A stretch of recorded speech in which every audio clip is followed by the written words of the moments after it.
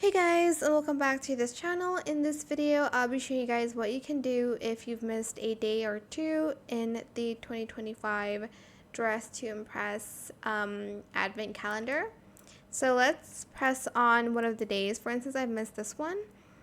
It says you will need to buy Robux and items that is claimed missed advent day. It costs 99 Robux.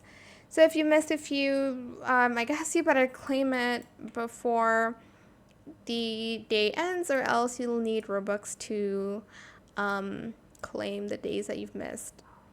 But yeah, that is pretty much it really. Unfortunately, there's no other way. I hope it was helpful for you guys.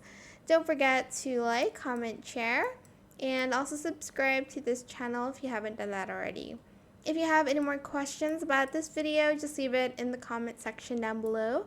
I will try my best to answer them all for you guys.